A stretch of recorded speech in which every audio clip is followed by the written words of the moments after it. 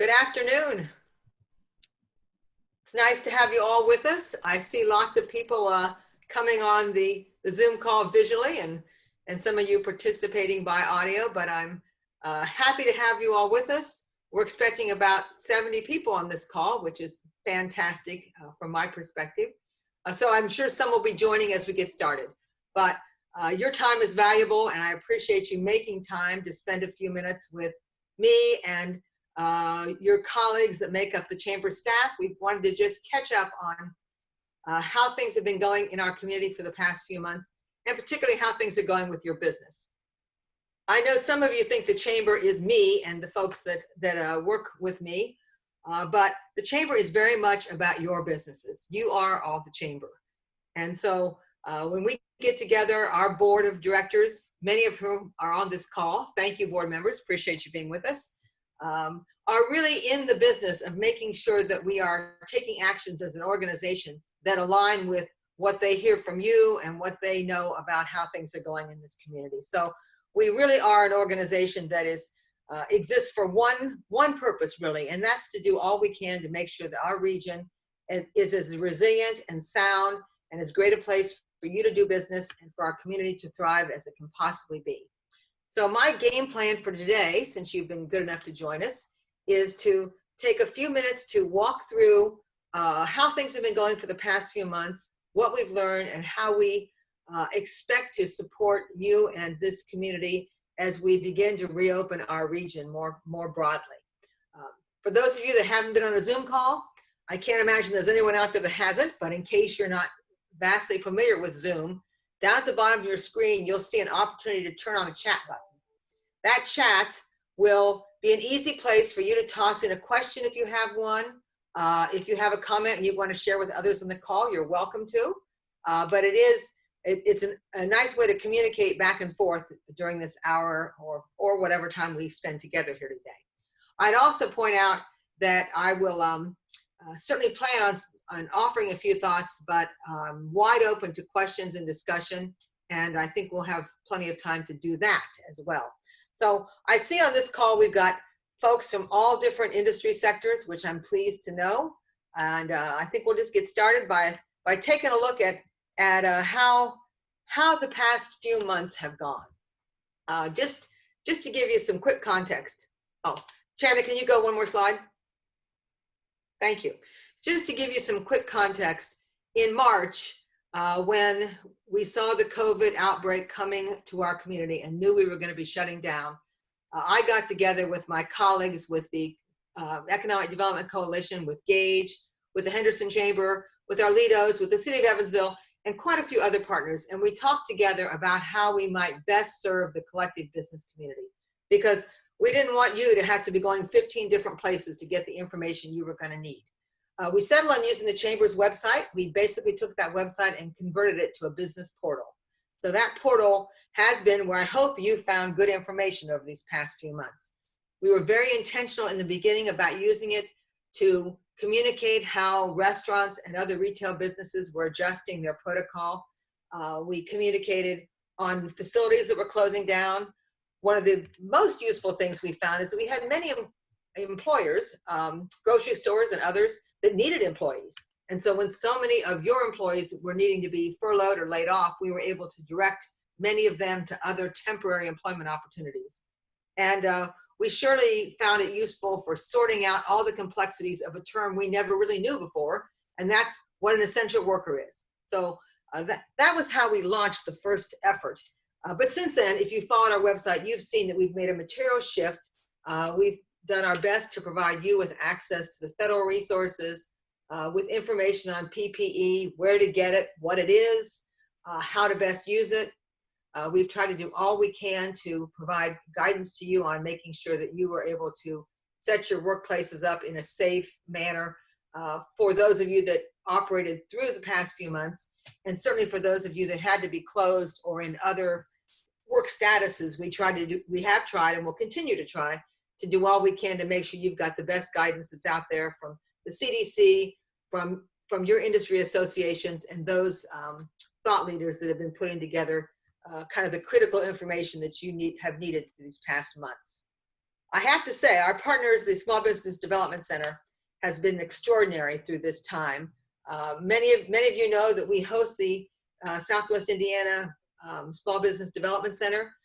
It is an extraordinary group of professionals that have been available to you throughout this time to help with specific challenges. They've been rock stars in helping so many of our businesses get access to the federal programs, especially PPP. I think that you'll find that they are kind of at your fingertips and available to you over the next coming months in just the same fashion they've been. So I'll take a second and just give you a look at some numbers. Just quick and dirty, I wanted you to see a few data points. You see, we have had thousands and thousands of individuals visit our website to find out what restaurants they could go to for carryout or for drive-by.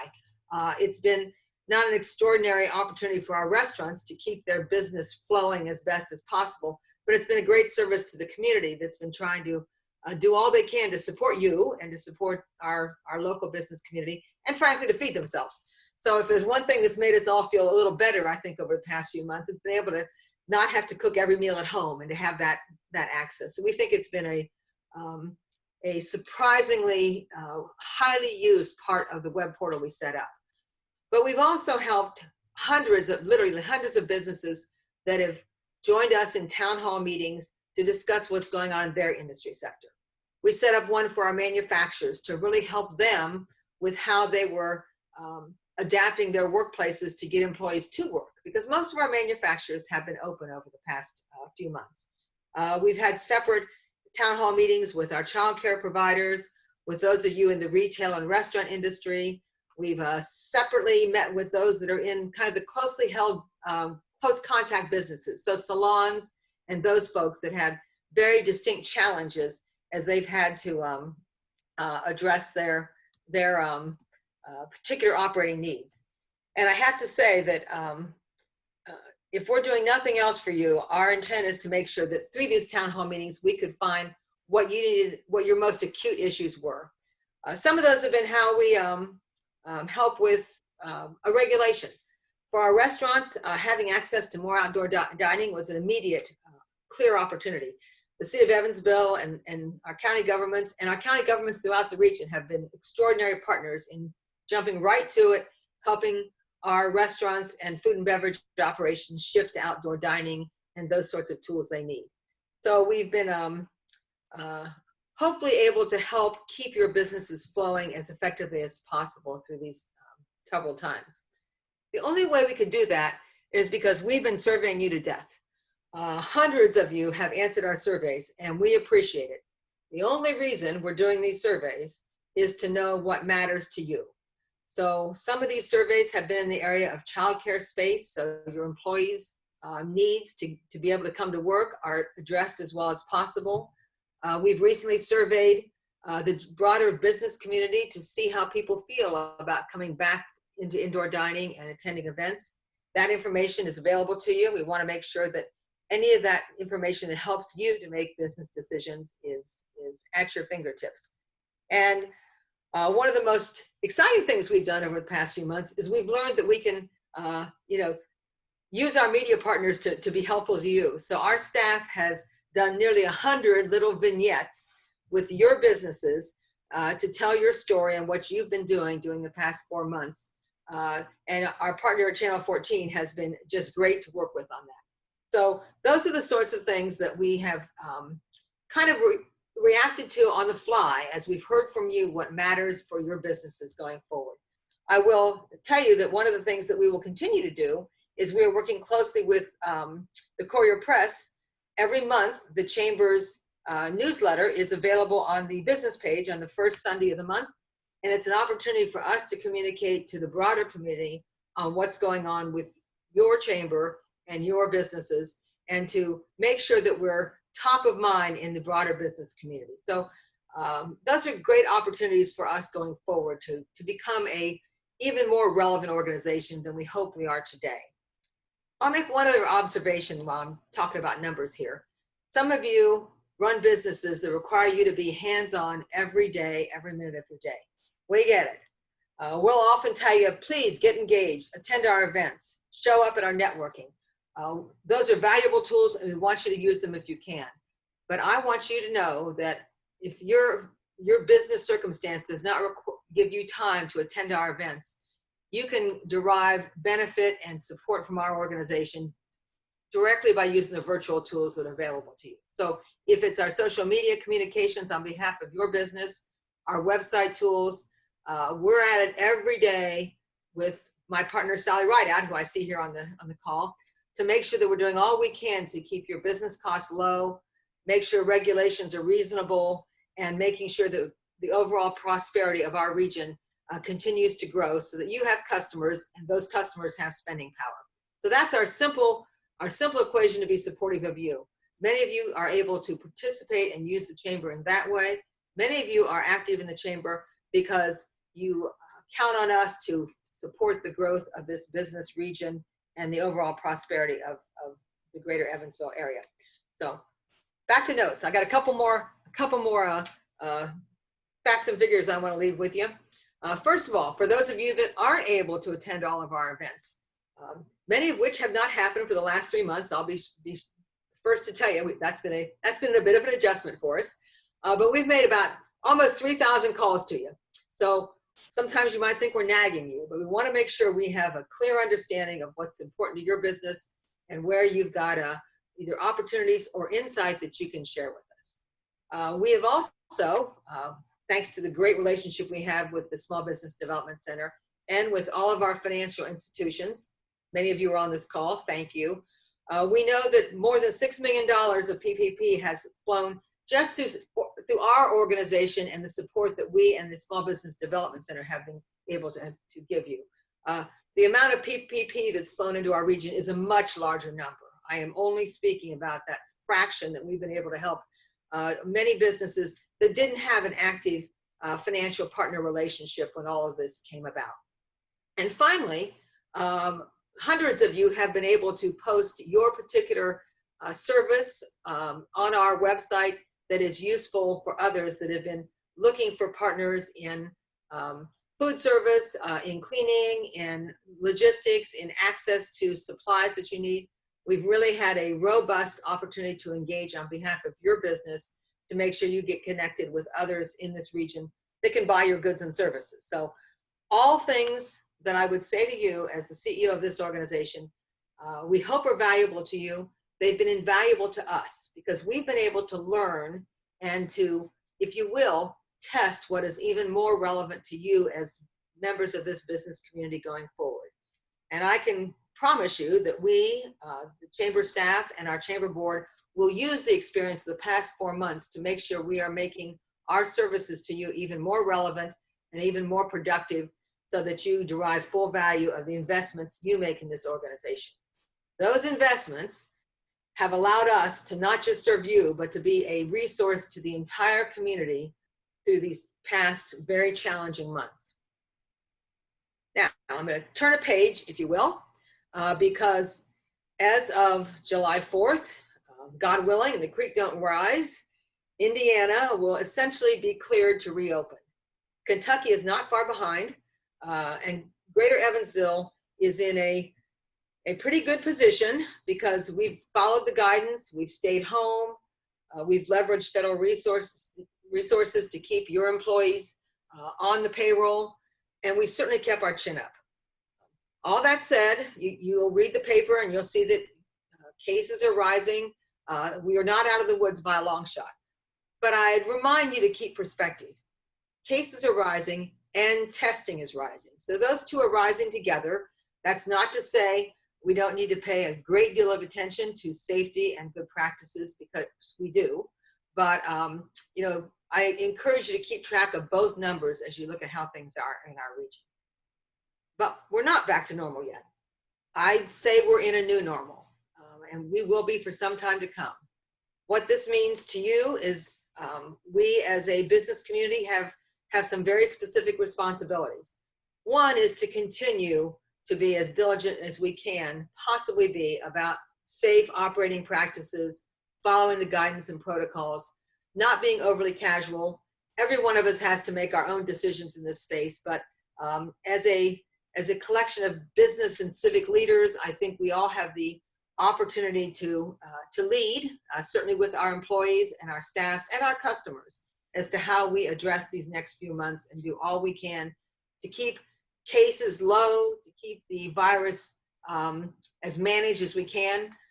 None of us know all the details of how we manage, but we are continuing to learn about that. I can't say enough about how our healthcare partners have helped us to do so. But as we think about the next few months, I wanted to talk with you today about our responsibilities to you, because the Chamber is very intent on making sure that we continue to be your eyes and ears and your first resource and your most accurate resource for what you need to manage your business. So our website and our social media will continue to be the first place we hope you'll come to find the information you need, not only about what's going on here locally, but what's going on globally and what's going on nationally and at the state level. All of these things impact how our business community rolls up. And it's certainly our responsibility to make sure anything that's going to affect your business is on our radar and that we're paying attention to it. And it's also us to stay in very close touch with you. So we want to know what's going well. We want to know what's not going well. You can be sure that we're going to continue to survey you, because that is the fastest way that we can get lots of feedback. It may not be perfectly scientific, but it lets us know how to shift our resources and support you. Now, you've got a role here too. As business leaders in our community, we are counting on you to be as nimble as you can. We are certainly counting on you to take what's most important to you, which we know is your business, and to do all you can to regrow it, grow it, help get your business as adjusted as possible to this new set of circumstances. And we encourage you to stay in touch with how that's going. We want to know when you run into a problem. Sometimes those problems are as easy as I mentioned earlier. It might be finding ways to extend outdoor dining. It might be challenges that are coming up with street access. Whatever they are, whether they are existed before March 15th or they're challenges you're finding now, we want to be sure we're hearing about them from you.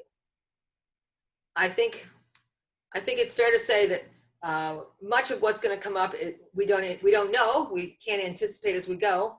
But I do think that among the things we've surveyed are information on how quickly our community is ready to return to work. If you find that you have a challenge that you have not anticipated, I want to be the first to encourage you to not only be in touch with us, but we'd like to connect you with the Small Business Development Center. If your revenues aren't where you thought they'd be, if you need to find a way to adjust your business plan, whatever it is, one of the resources available to you is the Small Business Development Center. Their counselors can help you rethink your operating plan with those short-term or long-term issues. I would be remiss if I didn't say this loud and clear. Your very best counselors on this are always your financial institution partners, your lawyers, your accountants, those that you have an existing confidential business relationship with. Now's the time to lean on them, and I know they're ready to help you. But as we move into these next few weeks, we will arrange webinars, we'll continue town hall conversations, we'll do whatever we can to make sure that we're getting material information out to you as soon as we hear about the specific challenges you have. So don't be shy to tune in and let us know how things are going in these next few weeks. What can you expect from us as we get back on track? Chandra, maybe the next slide. I wasn't kidding when I said you can expect more surveys, because you sure can. But we will be paying close attention to the pace of reopening. We'll be watching things around the state as well as here. We'll be watching things in our sister states of Kentucky and Illinois, because that's part of our labor shed. And we will be standing up programming and tools for your use. A couple of those are coming up. I've got them here on the screen. How we turn, we've named this little series Turning Adversity into Opportunity. One of the things we're going to do July 8th is host a Zoom conversation about remote work. If there's anything we've all learned in the past few months, it's that remote work is a part of our future. Certainly it's a part of how our employees and our organizations have been able to continue to function. And a lot of us are trying to sort out now what the procedures and policies and opportunities are to use remote work as a part of our future business model. So we'll be having a discussion with some people that are experts in that. We're going to lean on some of those folks that occupy the co-work space here in our building and have been doing remote work for a long time. So we think that'll be a useful tool for you. We're also going to set up a webinar on cybersecurity, because highly aligned with the fact that so many of our regional employees are working from home is a need to look more closely at how we use cybersecurity tools to make sure that our operations are as safe as possible. I'm sure many of you thought that through. I know our larger employers have robust cybersecurity protocols in place, and we're going to count on them and others to help make best practices available to our more broad membership on those topics. And there'll be some other opportunities coming up in the same space. Shannon, next slide. I want to take a few minutes before you're tired of me talking to you and talk to you about the most substantial part of the Chamber's work that is often taken for granted. It's the work we do in public policy on a regular basis. We're engaged day in and day out with our partner organizations around the state to make sure that Indiana's a great reputation as a best state to work in continues, to make sure that our region continues to have extraordinary cost of living, and to make sure that those regulations that make it easy for you to operate your business here are as well attended to as possible. This is work that spans the years. It doesn't happen in a 2 or 3 month period, but some things have happened in this past few months that are going to have an impact on our states and our local governments going forward. So I encourage you, if you can make an hour available, to join us on July 8th at 11. We're hosting Chris Webb from the Indiana Fiscal Policy Institute for a conversation about how the COVID-19 shutdown throughout our state is going to impact the state budget and local budgets. The Fiscal Policy Institute is a neutral, independent organization that has been looking at how the state spends resources and develops its budgeting for years and years. So it's got a good longitudinal view of what Indiana has done and how we as a state have managed to have a good reserve and be a very fiscally sound state in which to operate. All that said, we know there are going to be significant drops in revenue that come from the fact that not just our region, but the entire state has been closed down for these many months.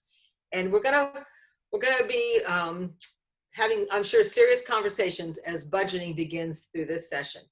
So the better we as business leaders can understand where things are and what's coming, not just for the state, but for our local governments as well, the better it's going to be for all of us, because there are going to be adjustments that are coming.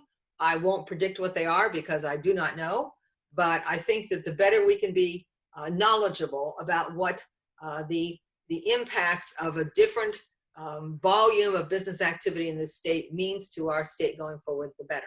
So that's my hard sales pitch, to put that one on your calendar if you can.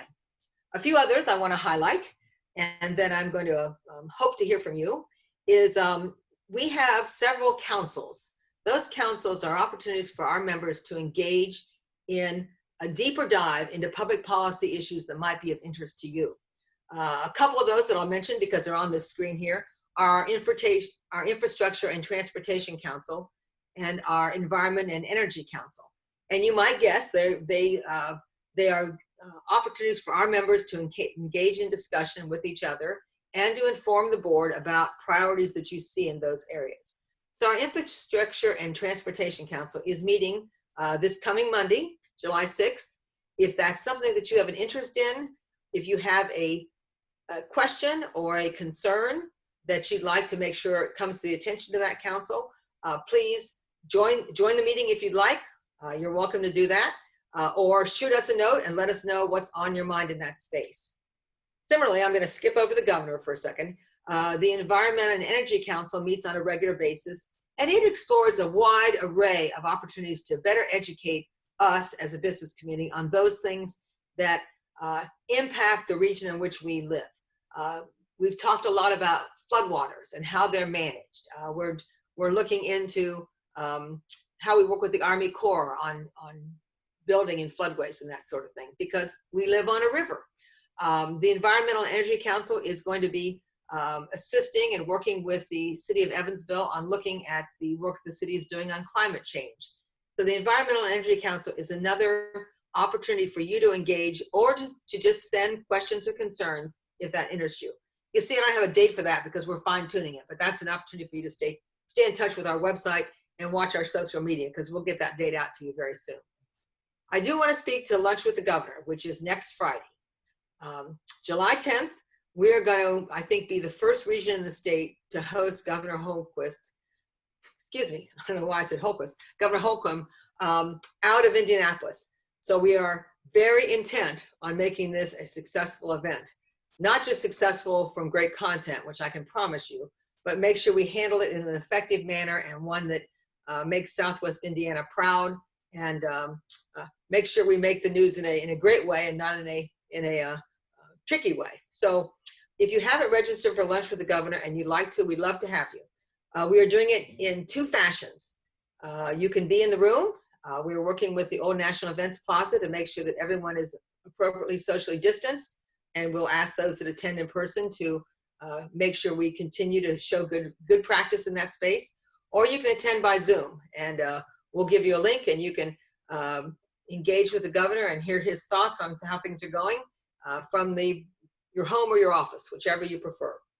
So I encourage you to pay attention to that event if you have not already. And finally, while I've got my public policy slide up here, I'd be remiss if I didn't speak to you about BridgeLink. The work of the Southwest Indiana Chamber on how we develop the I-69 corridor has been going on for, I don't know, 20 years. Luke Yeager or Bob Cook or somebody will jump in and tell me exactly how many years it's been going on. But we've made a heck of a lot of progress. The 69 connection to Indianapolis is under construction and will be done soon. The last link, the one that is so important to us as a region for our opportunity to grow, is building the bridge over the Ohio River. And I want to assure you that we are actively engaged with the leadership of both Indiana and Kentucky to get a financing plan in place as soon as possible. I'd be lying to you if I didn't tell you that the last 4 months have complicated that a bit, but it's a complication, it's not a stop. It is just one of those things we're going to have to do a little more work on to make sure that we bring this project along in schedule. The state of Kentucky has money in their budget to begin early engineering on it this year. Most of this bridge is technically in Kentucky, so that's important. But that project is certainly critical to how we grow our region, and it is continuing to be a high priority of our organization. Next slide, Chanda.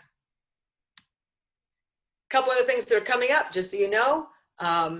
We work closely with our other central cities in the region, and one of those that has an extraordinary riverfront, and we are always looking for ways to help guide attention to, is the Mount Vernon Riverfront.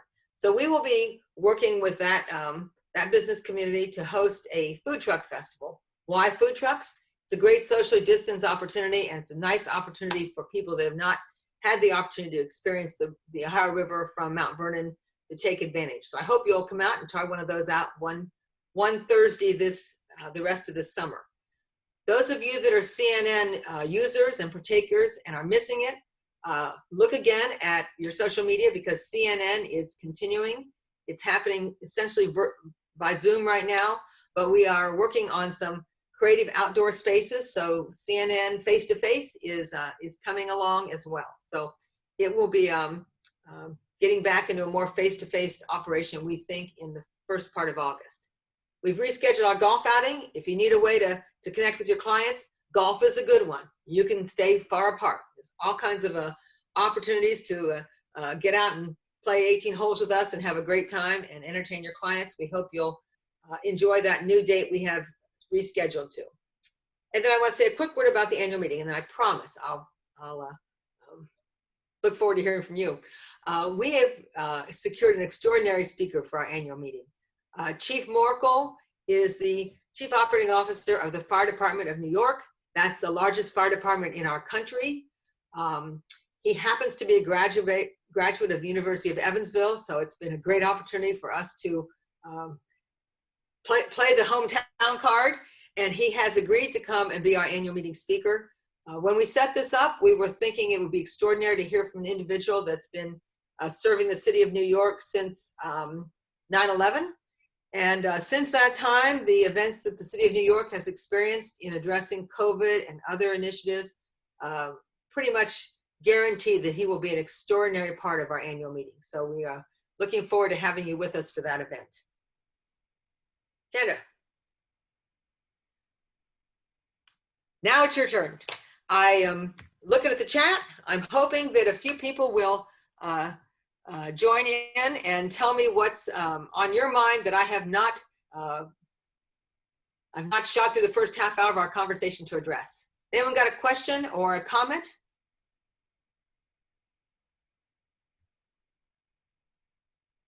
I appreciate hearing from Abigail. I got a great comment from Luke, says, get her done. I appreciate that, Luke. I'm totally with you. Seriously, if there are other questions, I'd be happy to answer them. And if not, I will promise you that those of you that are on the call, since we have your emails, we're happy to stay in touch if specific questions come up.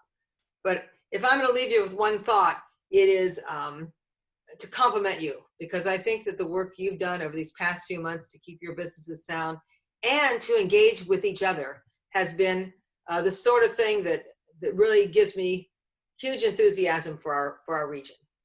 Got a question coming in from Lisa about customers wearing masks.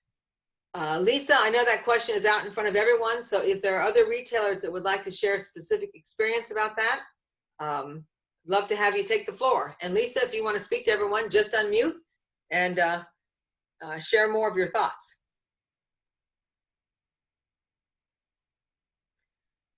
While Lisa's deciding that, or if anybody else has content on mask wearing, which I will speak to briefly, we are going to encourage it. At our ribbon cuttings, you'll see us masked up. At the lunch with the governor, you'll see us with masks until we're safely seated and not interacting. It's a best practice. I realize that it's a best practice that people have varying opinions on, but it's one way we can demonstrate leadership. So we are going to support it as a chamber staff as broadly as we can. We will put a link up. Shannon, do we have a slide that has the links to our website and to how they register for lunch with the governor? Can you put that in the chat? Yeah, I will put that in the chat. We'll put that in the chat for you. And if there are other links you need that aren't there, let us know right here and we'll put those in the chat as well.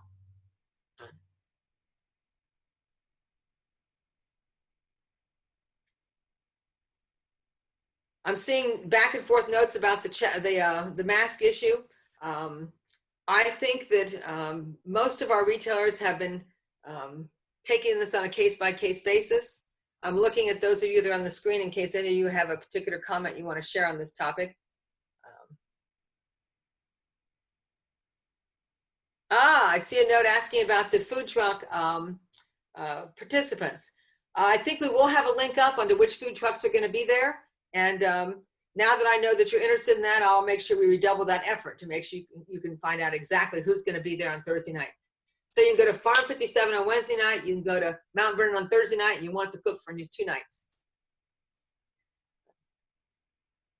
Other comments or concerns? If there's a concern, you don't have to share it with 70 people on this call. You can email me directly or just give me a ring because we sure want to know if there's something that you hope to hear on this call that I have not thought to address.